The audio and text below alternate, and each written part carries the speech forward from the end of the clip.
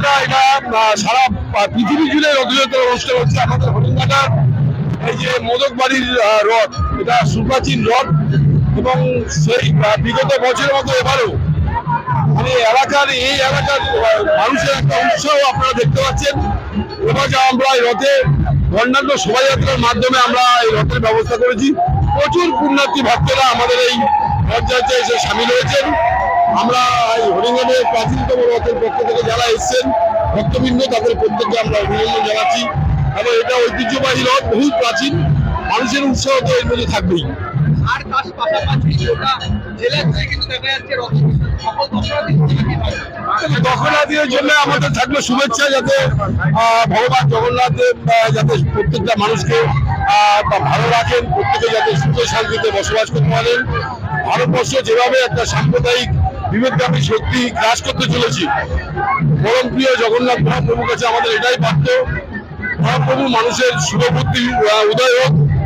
এই যে নোংরা যে কালচার আজকে ভারতবর্ষের মধ্যে একটা ধর্মলম্বী দল আজকে আনছে, আমরা তাদেরকে বলি সাধারণ মানুষের শুভবুদ্ধি উদয় হোক।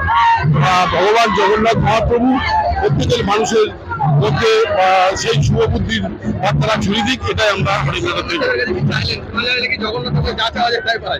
জগন্নাথ দেবের কাছে চাইছি। জগন্নাথ মহাপ্রভু আমাদের ইষ্ট দেবতা, চাইছিলাম ভারতবর্ষ যাতে সুন্দরভাবে থাকে, ভারতবর্ষ যাতে আগামী দিনে পৃথিবীর মধ্যে শ্রেষ্ঠ জায়গায় থাকতে পারে এবং ভারতবর্ষ তথা বাংলার প্রত্যেকটি মানুষ যাতে সুস্থভাবে বসবাস করতে পারে এবং সম্প্রীতির যে ভারতবর্ষ, সম্প্রীতির যে বাংলা, জগন্নাথ হবে যে এটাই চাচ্ছি যে আমাদের সম্প্রীতি বজায় থাকুক, ভগবান আমাদের প্রত্যেকের শুভবুদ্ধি উদয় করুন।